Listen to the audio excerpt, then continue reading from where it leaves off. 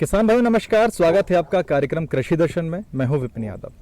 कृषि दर्शन कार्यक्रम में हम आपको खेती से जुड़ी हुई जानकारियां प्रदान करते हैं और ऐसी जानकारियां जो कि आपकी कृषि में आपको बहुत ज़्यादा महत्वपूर्ण रहती हैं, समय समय पर अवगत कराते हैं नई नई तकनीकों से। तो ऐसे ही विषय को आज लेकर हम आपके बीच में आए हैं और हमारे साथ विशेषज्ञ भी मौजूद हैं। आज हम बात करने वाले हैं जो शीतकालीन सब्जियां हैं उनकी उन्नत तकनीक के बारे में, और हमारे साथ विशेषज्ञ मौजूद हैं आज डॉक्टर मुकुल कुमार जी, जो कि वैज्ञानिक हैं उद्यानिकी के केवी के रायसेन से। सर बहुत बहुत स्वागत है आपका। बहुत बहुत धन्यवाद। और साथ ही में आज हमारे साथ एक कृषक हैं, उन्नत कृषक हैं, जो कि हल्के सिंह हैं, ग्राम खैरियाई से हैं। आपका भी बहुत बहुत स्वागत है। किसान भाइयों, जिस तरीके से हम बात करते हैं हमारे टॉपिक के बारे में, तो आज हमारा जो टॉपिक है, हमने आपको बताया कि किस तरीके से शीतकालीन सब्जियां जो हैं आज प्रचलित में आ गई हैं और हमारे किसान भाइयों को जो है अतिरिक्त मुनाफा के लिए बहुत ज़रूरी हो गई हैं कि ये सब्जियों का या ऐसी फसलों का हमें जो लगाव है वो करना चाहिए। सबसे पहले सर आपसे मैं ये पूछना चाहूँगा कि हमारे जो किसान भाई हैं अभी कौन कौन सी सब्जियाँ जो हैं वो प्रमुखता से लगाएं जिससे कि उनकी जो आय है वो और बढ़ जाए। जी, सबसे पहले सभी किसान भाइयों को नमस्कार। और चूँकि ये बहुत ही अच्छा एक टॉपिक है, इस समय की बात करते हैं हम कि फसल विविधीकरण में हम सब्जियों को क्यों लेना चाहते हैं और उसकी तरफ कौन कौन सी सब्जियों को हम चयन करना चाहते हैं। तो फसल विविधीकरण में सब्जियों का एक बहुत ही महत्व है और उसमें भी मुख्य रूप से हमारी जो रबी सीजन में जो सब्जी हम करते हैं उसमें टमाटर है, बैंगन है, मिर्च है, गोभी वर्गीय फसलों में फूल गोभी है, पत्ता गोभी है, ब्रोकली है। साथ ही साथ हम बात करते हैं कुछ जड़दार फसलों का, जैसे कि मूली है, गाजर है, चुकंदर है, या जो हम प्याज की बात करते हैं तो प्याज भी दो तरीके से होती है कि एक तो हम उसकी सलाद के रूप में इस्तेमाल करते हैं, उसको भी हम अक्टूबर में लगाते हैं, और हरी प्याज खाने के लिए भी हम जो है उसकी गांठों को अक्टूबर में लगाते हैं। तो ये सारी सब्जियों का समावेश करके हम रबी सीजन की सब्जियों की तैयारी कर सकते हैं। बिल्कुल। तो जो रबी सीज़न की सब्जियां हैं, जैसे कि बताया सर ने कि इतनी सारी सब्जियों को जो है हमारे खेत में हम लगा सकते हैं और इससे मुनाफा जो है हम कमा सकते हैं। सर मुख्य रूप से देखा जाए, जब हमारे किसान भाई सब्जी के लिए शुरुआत करते हैं, आपने कहा ये सब्जी के प्रकार हैं, इनको लगा सकते हैं, तो कौन कौन सी फसलें जो हैं या सब्जियों की बात करें हम, जो नर्सरी से शुरू होती हैं, उसमें क्या क्या ध्यान रखने वाली बातें होती हैं? नर्सरी में बहुत सारे किसान भाई एक तरीके से कहें कि फेल हो जाते हैं, पौधे वैसे विकसित नहीं हो पाते हैं उनके खेतों में लगने लायक, तो वो सावधानियां क्या हैं जो कि हमारे किसान भाई रखें? यहाँ किसान भाइयों को बहुत ही ध्यान देने की ज़रूरत है कि कहते हैं कि अगर बच्चा स्वस्थ होगा तो आगे चल के उसका जीवन भी स्वस्थ रहने की एक उम्मीद रहती है। उसी तरीके से हम सब्जी की बात करते हैं तो सब्जी की अगर पौध स्वस्थ है तो हमारी सब्जी भी स्वस्थ रहने के हमारे चांसेस काफ़ी बढ़ जाते हैं। तो उसके लिए जब किसान भाई सब्जी की तैयारी करेंगे तो उसमें सबसे मुख्य रूप से है कि कौन सी सब्जी की प्रजातियां हमें चयन करना है। उसमें उसके लिए किसान भाइयों को परम आवश्यक है कि अपने नज़दीकी कृषि विज्ञान केंद्र या कृषि अधिकारी के संपर्क करें, और साथ ही साथ हम बात करते हैं कि उसकी उत्तम पौध उत्पादन कैसे करें। ये एक महत्वपूर्ण पार्ट है सब्जी के उत्पादन के लिए। तो सब्जी पौध उत्पादन दो तरीके से हम कर सकते हैं, एक तो उठी हुई बेड के माध्यम से और दूसरा प्लास्टिक की प्रोट के माध्यम से। ये दोनों ही तरीके ऐसे हैं जिससे हमारा किसान एक उत्तम सब्जी पौध उत्पादन कर सकता है और साथ ही साथ सब्जी की अच्छा उत्पादन ले सकता है। उसमें हमारा किसान 10 रुपये या 15 रुपये की एक प्लास्टिक की प्रोट लेके 100 से 106 जो पौध है उससे तैयार कर सकता है। साथ ही साथ अगर किसान उठी हुई बेड पे पौध तैयार करता है तो उसमें भी किसान भाइयों को जो उसमें आने वाली बीमारी है, जिसको हम अर्धगलन बीमारी बोलते हैं या जड़ गलन बीमारी बोलते हैं, जो सब्जियों की पौध उत्पादन करने में मुख्य रूप से ये बीमारी प्रभावित करती है, तो उसके लिए किसान भाई उठी हुई बेड पे अगर सब्जी की पौध उत्पादन करता है और प्लास्टिक की प्रोट ट्रे में उत्पादन करता है तो वो उस बीमारी से बच जाता है और उसके जो है सब्जी की उत्तम पौध उत्पादन होती है। और साथ ही साथ जब खेत में उसकी रोपाई करते हैं तो उसमें जो सब्जी के पौध लगाने के बाद हमारी मोटिलिटी आती है, उस मोटिलिटी को भी काफ़ी हद तक हम उसको कम कर सकते हैं। तो किसान भाई अगर सब्जी की पौध उत्पादन के ये तरीके अपना ले तो किसान अच्छा उत्पादन सब्जियों का ले सकता है। बिल्कुल, अच्छे उत्पादन की बात हम कर रहे हैं। थोड़ा सा यहाँ पर प्रश्न एक उठता है, हमारे बहुत सारे किसान भाई जो हैं वो ये भी जानना चाहते हैं कि आपने कहा कि प्रो ट्रे का इस्तेमाल जो है वो किसान भाई करें, जिससे कि आसानी से जो नर्सरी है वो तैयार हो सके और वो खेत में जाके ट्रांसप्लांट हो सकें। सर, इस बीच में हम बीज उपचार की बात करते हैं, तो क्या ऐसी पौधों को भी उपचार या उपचारित करना ज़रूरी है? ये आपका बहुत ही अच्छा एक प्रश्न है, और किसान भाई हमेशा ये असमंजस में रहते हैं कि हमने प्राइवेट दुकान से बीज लाए हैं या फिर कहीं दूर से हम सब्जी का बीज लाए हैं, तो उसकी पौध उत्पन्न करने के लिए, उत्पादन करने के लिए बाद में उसे किस तरीके से हमें उपचारित करना है। तो पौध को उपचारित करना अनिवार्य है, ये किसान भाइयों को समझना एक बहुत ही ज़रूरी पार्ट है कि अगर पौध को हम उपचारित नहीं करेंगे तो सबसे मुख्य बीमारी जो पहले खेत में लगाते वक्त आती है वो है अर्धगलन बीमारी, जो उसकी पौध गल जाती है। तो कोशिश करना किसान भाइयों को कि जिस समय पौध को खेत में लगाते हैं उस टाइम पे उस पौध को एक पानी का घोल बना लेते हैं, जो मेटाएक्जिल मैनकोजेब नामक एक दवाई आती है, 2 ग्राम प्रति लीटर पानी में घोल बनाकर एक 10 लीटर या 5 लीटर की बाल्टी में घोल बनाकर रख लेते हैं, और जब पौध को हम खेत में लगाते हैं तो उस पौध को वहाँ पे पानी के घोल में उस पौध को डुबोते जाते हैं और पौध को लगाते जाते हैं। साथ ही साथ यहाँ मैं किसान भाइयों को एक सलाह देना और चाहूँगा कि जब किसान भाई नर्सरी में पौध लगाता है तो उस समय बीज को उपचारित करने के लिए ट्राइकोडर्मा एक फफूंद है, ट्राइकोडर्मा नामक अगर वो फफूंद हम सब उपचारित करते हैं उस बीज को, तो वो फफूंद हानिकारक फफूंद को कंट्रोल करता है और एक ये जैविक रूप से इसे कंट्रोल किया जाता है। और बेड पे अगर हम ट्राइकोडर्मा को थोड़ा सा डाल देते हैं और बीज को ट्राइकोडर्मा से उपचारित कर लेते हैं, या जो एक रासायनिक दवाई आती है जिसका नाम है मेटाएक्जिल मैनकोजेब, उससे भी हम 5 ग्राम प्रति किलो बीज को उपचारित कर सकते हैं। अगर बीज को उपचारित करके हम प्लास्टिक की प्रोट्रे में लगाते हैं या मिट्टी की बेड में उठी हुई बेड पे लगाते हैं और पौध को उपचारित करके खेत में लगाते हैं, जो शुरुआती अवस्था में जो हमारे किसान को नुकसान होता है उसकी पौध की अर्धगलन बीमारी से या पौधे की गलने की समस्या जो आती है, तो उससे किसान काफ़ी हद तक बच सकता है। तो ये बात थी हमारे किसान भाइयों की, जो किसान भाई ट्रांसप्लांट करते हैं नर्सरी से खेत में, उनको बीज उपचार बहुत ज़रूरी है। तो तकनीकी रूप से हमारे विशेषज्ञ से हमने बात करी किस तरीके से सब्जियों की शुरुआत करना चाहिए, लेकिन हमारे साथ किसान भाई भी मौजूद हैं, हल्के सिंह जी मौजूद हैं। हल्के सिंह जी, जिस तरीके से आपने अभी सुना भी और आप पहले से भी सब्जियों की खेती करते आ रहे हैं, आपकी तकनीक क्या है? आप किस तरीके से खेती करते हैं और कौन कौन सी सब्जियों को लगाते हैं? सर, हमारे तो मिर्ची, टमाटर, बैगन, पत्ता गोभी, फूल गोभी, यही सब्जियों का काम अब चालू हो रहा है। और 1.5 एकड़ में लगभग मिर्च लगी हुई है जो फल पे आ गई हुई है। कुछ बैगन लगा है वो भी फल पे आने वाला है। यही खेतियों की तैयारी चल रही है। अभी मेरी कुछ रोप तैयार हो गई है टमाटर की, जो ज़्यादा से ज़्यादा 20 तारीख तक खेत में उतर जाएगी। और अब फिर इस महीने में लास्ट अक्टूबर में वो डलेगा टमाटर का बीज। अभी मैंने अभिलाष की पॉट डाल रखी है, वो खेत में उतरने की तैयारी चल रही है उसकी। बिल्कुल, तो ये हमारे किसान भाई हैं जो कि इस तरीके से खेती जो है सब्जियों की करते हैं। सब्जियों की खेती जो है हमारे किसान भाइयों को अतिरिक्त लाभ दिलाती है, साथ साथ उस डर से भी मुक्त करती है जो कि परंपरागत फसलों में एक लगा रहता है कि इस बार फसलों का उत्पादन अगर किसी कारणवश कम हो गया तो उनकी आय पे क्या प्रभाव पड़ेगा। मुख्य रूप से सर फिर से वापस आपके पास आना चाहूँगा मैं। हमारे किसान भाई जो हैं अभी जिस तरीके से आपने पूरा व्याख्यान किया है कि नर्सरी से अब हम खेत में आ गए हैं, तो इसमें बहुत सारे किसान भाइयों के मन में संशय रहता है कि उर्वरक कैसे करें, खरपतवार प्रबंधन बाद में ज़्यादा हो जाता है, तो पहले किस तरीके से हम करना चाहिए, तो इन सब बिंदुओं पर भी ध्यान देना चाहिए। ये किसान भाइयों को एक बात इसमें समझनी है कि जब हम खेत में सब्जियों की रोपाई करते हैं तो रोपाई करते वक्त किस बात का हमें ध्यान रखना है और खाद को हमें किस माध्यम से देना है। तो किसान भाइयों को यहाँ पर मैं बताना चाहूँगा कि सबसे पहले किसान भाई जिस खेत में सब्जी लगाता है उस खेत में ट्राइकोडर्मा वायरिडी पाउडर को डालना न भूलें।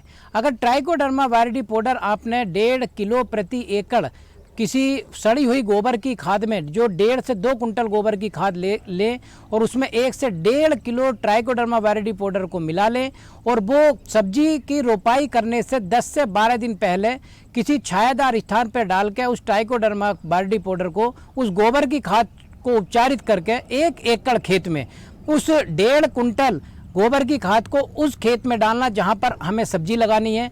तो उससे हमारे खेत में जो जड़ गलन की समस्या आती है शुरुआती अवस्था में, या हमारी जो मिट्टी में मिट्टी जनित बीमारी आती हैं, उस बीमारियों को हम पूर्ण तरह से कंट्रोल कर लेते हैं। साथ ही साथ किसान भाइयों को यहाँ ध्यान देना चाहिए कि जिस खेत में आप सब्जी लगा रहे हैं, सब्जी लगाते वक्त उठी हुई बेड का हमें जो है सहारा लेना है। समतल खेत में हमें कोई भी सब्जी नहीं लगानी है, चाहे वो टमाटर हो, मिर्च हो, बैंगन हो, गोभी हो, पत्ता गोभी हो, या फिर मूली हो, गाजर हो। सारी सब्जियों को हम खेत में उठी हुई बेड पर लगाएंगे, और उठी हुई बेड का जो 10 से 15 सेंटीमीटर बेड का उठाव रहता है, उस पर हम लगाते हैं। और एक निश्चित दूरी जो हमारे वैज्ञानिकों ने उसकी अनुशंसा की है, हर सब्जियों की अलग दूरी, उस दूरी पर लगाते वक्त उसको ट्राइकोडर्मा वायरिडी पाउडर से उपचार करते हुए हमें लगाते चले जाना है। और साथ ही साथ उसके पौध को लगाने के बाद 5 दिन बाद एक दवाई आती है मेटाएक्सिल मैनकोजेब या कार्बेंडाजिम मैनकोजेब। इन दोनों दवाई में से एक दवाई लेके 2 ग्राम प्रति लीटर पानी का घोल बनाकर उनकी जड़ों में डालते चले जाना है, जिससे जड़ गलन या मिट्टी से आने वाली जो बीमारी जिससे पौध गलन आती है और पौध पूरा मुरझा के नीचे गिर जाता है, उससे बचाया जा सके। तो किसान भाइयों को यहाँ ये भी समझना है कि हमारे जो शुरुआती अवस्था में समस्या आती है खेत में, उस समस्या से बचने के लिए हमें डीएपी, यूरिया और पोटास, ये हमें खेत के जब जिस समय हम फसल को लगाते हैं उस समय कदापि नहीं देना है। या तो 15 दिन पहले देना है खाद को, या 7 से 8 दिन बाद जब हम पौध लगा दें और लगाने के बाद उसकी जड़ अच्छे से जमीन में एक अपने आप को स्थापित कर ले, तो 7 से 8 दिन बाद फिर हम शुरुआत करें। उसके बीच में हमें डीएपी, यूरिया, पोटास की मात्रा नहीं देनी है, 15 दिन पहले देनी है या फिर 7 से 8 दिन बाद देनी है। इस तरीके से किसान भाई लाभ ले सकते हैं। बिल्कुल। तो ये किसान भाइयों बात कर रहे हैं हम शीतकालीन में सब्जियों की उन्नत तकनीक के बारे में। चर्चा और भी जारी रहेगी, लेकिन यहाँ रुकते हैं छोटे से ब्रेक के लिए। अरे सुन तो। मुझे क्या सुनाना चाहते हो? जो सुनाओ मेरी सौतन को। किसको? अरे वही तुम्हारा मोबाइल फोन जिससे सुबह शाम दिन रात चिपके रहते थे और कहते थे किसान कॉल सेंटर से बातें हो रही हैं। अच्छा ये बात है। हाँ क्यों, क्या हुआ? अब बात नहीं होती क्या? अब तो झट से बात हो जाती है।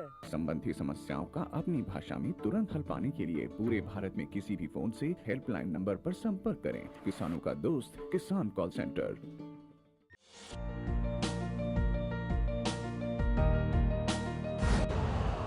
यूरिया का स्वदेशी उत्पादन 70 लाख टन बढ़ाने के लिए 6 उर्वरक संयंत्रों का उद्धार किया जा रहा है। FCIL के गोरखपुर, सिंदरी, तलचर और रामागुंडम संयंत्र, HFCL की बरौनी इकाई और BVFCL की नामरू फोर्थ। सोने पर सुहागा ये है कि देश में अब बनेगा सिर्फ नीम लेपित यूरिया, क्योंकि इससे होगा किसानों का फायदा ही फायदा। अनाज का उत्पादन 10% तक बढ़ेगा। बढ़ेगी 10 से 15% नाइट्रोजन क्षमता।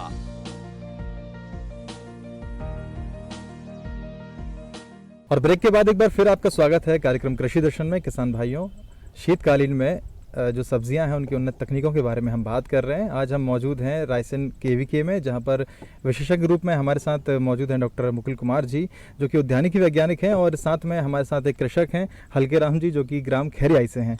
और मुख्य रूप से हम जो बातें कर रहे हैं वो आपकी आय को बढ़ाने के लिए हैं। आप अगर इस क्षेत्र में भी अगर कार्य करते हैं तो आपको निश्चित रूप से एक बेहतरीन जो लाभ है वो मिलेगा।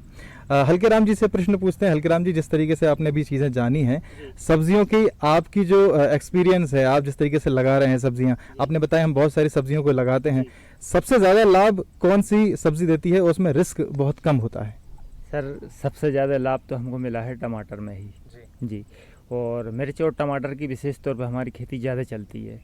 गोभी, पत्ता गोभी ये तो हम कम ही लगाते हैं, मगर सबसे ज़्यादा लाभ हमें इसमें ही मिलता है, टमाटर और मिर्च में। अच्छा, टमाटर लगाने की आपकी क्या विधि रहती है, किस तरीके से लगाते हैं आप? सर हम लगाते हैं तो जब रोप डालते हैं, बीज तैयार करते हैं, तो 1 फीट ऊंचा बेड बनाते हैं क्यारी और 20 फीट लंबी, उस पर एक बीज डालते हैं।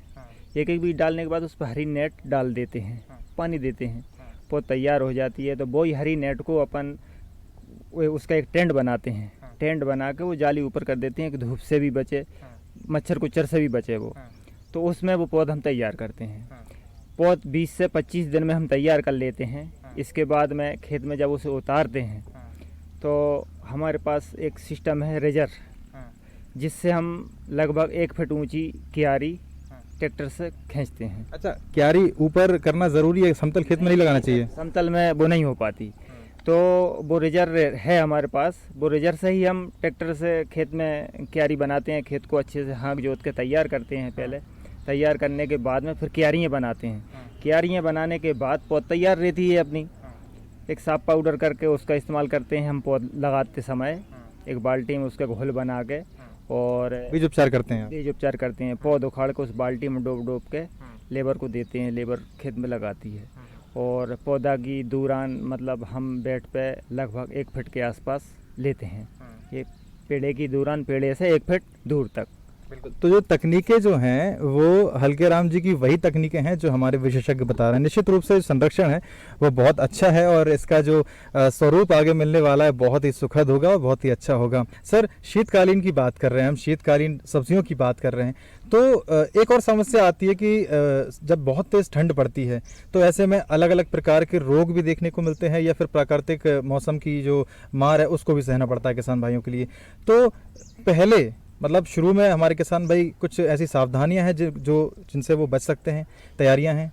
हाँ, किसान भाइयों को ये भी यहाँ सलाह देना चाहेंगे कि जैसे ही ठंड का समय शुरू होता है तो उस समय पाले की वजह से भी किसान की सब्जी काफ़ी प्रभावित होती है। तो किसान भाइयों को ये बहुत ही समझना जरूरी है कि जिस खेत में आपने सब्जी लगाई है उस खेत में जब पाले की आशंका हो तो उस समय पानी को वो भर के रखे और साथ ही साथ जिस दिन ये मौसम विभाग का अनुमान हो कि आज पाले पड़ने की संभावना है उस समय वो जो है उसमें धुएं का प्रबंध कर सकता है। और साथ ही साथ इसमें जो सल्फर एक 80% WP पाउडर आता है उसे 2 ग्राम या 3 ग्राम प्रति लीटर पानी में घोल बनाकर उस सब्जियों पर अगर वो छिड़काव करता है तो 4 से 5 दिन के लिए सब्जियों में रेजिस्टेंस पावर डेवलप हो जाती है, तो उससे पाले का असर कम पड़ता है। तो यहाँ पर किसान भाइयों को ये भी समझना आवश्यक है कि जो सब्जियाँ जैसे टमाटर है, मिर्च है, बैंगन है, उसमें जो ठंड को सहन करने वाली प्रजातियां या संकर किस्में हैं जो बाजार में काफ़ी मात्रा में उपलब्ध हैं, उन वैरायटियों को, उन संकर किस्मों को लाके ही किसान भाइयों को लगाना है। क्योंकि जो गर्मियों का एक टमाटर और मिर्च अलग आती है, जाड़ों का अलग आता है, तो किसान भाइयों को यहाँ एक अपनी ये सोच रखनी है कि हमें जाड़ों के लिए कौन सी सब्जी का और कौन सी वैरायटी का सिलेक्शन करना है। उसके लिए अपने संबंधित अधिकारी से वो चर्चा कर ले और उसके बाद ही उसकी संकर किस्मों को लाके अपने खेत में लगाए। और जो हमने पूर्व में उपाय बताए हैं कि पाले से अगर पाला पड़ जाता है या पाला पड़ने की संभावना है तो उससे बचने के लिए सल्फर का स्प्रे कर सकते हैं, उसमें पानी भर के रख सकते हैं, उसमें धुआं करके उसे बचा सकते हैं। इस तरीके से हम जाड़ों के दिनों में, ठंडी के दिनों में अपनी फसल को सुरक्षित रख सकते हैं। बिल्कुल, निश्चित रूप से किसान भाइयों, उम्मीद है आपको जो जानकारियां हैं वो बिल्कुल समझ में आ रही होंगी और काम की भी हैं। चलते चलते हम हल्के सिंह जी से पूछेंगे। हल्के जी, आप काफ़ी समय से खेती करते आ रहे हैं। परंपरागत खेती जो है, चाहे अपन गेहूं की बात करें, चने की बात करें और भी जो सरसों है, सब्जियों को कितना अलग पाते हैं? क्या ज़्यादा मुनाफा मिलता है? क्या आपकी अनुमान से क्या है? सब्जियों में ज़्यादा मुनाफा मिलता है सर, फ़ायदा होता है ज़्यादा परंपरागत फसलों से। और क्या है कि हम तो सब्जी का ही काम ज़्यादा चल रहा है हमारा। तो सब्जी में एकड़ पे 70-80 हज़ार रुपये से लेके कुछ टाइम पे सही रेट रहते हैं तो 1 लाख रुपए तक की आमदनी होती है। अच्छा, इससे दैनिक आय भी बनी रहती है, मतलब हर दिन निश्चित रूप? रोज का है सर, वो तो रोज माल जा रहा है, रोज पैसा आ रहा है। बिल्कुल। तो ये हमने बात की थी शीतकालीन सब्जियों के बारे में, उन्नत तकनीक के बारे में। और सर, बहुत बहुत धन्यवाद आपका इतनी महत्वपूर्ण जानकारी देने के लिए। आपका भी बहुत बहुत धन्यवाद हमारे किसान भाइयों को इतनी महत्वपूर्ण आपके एक्सपीरियंस जो हैं वो साझा करने के लिए। किसान भाइयों, उम्मीद है जानकारी आपको पसंद आई होगी और चलते चलते आइए देख लेते हैं खबरें खेती की। नमस्कार किसान भाइयों, खबरें खेती की में आप सभी का स्वागत है। आइए पहले नजर डालते हैं मुख्य समाचारों पर। दालों तिलहनों की खरीदी मंजूर, टमाटर उत्पादन में प्रदेश अव्वल, सोयाबीन खरीदी प्रस्ताव पर सहमति, किसानों को बिना ब्याज मिल रहा लोन और गन्ने ने घोली मिठास। और अब खबरें विस्तार से।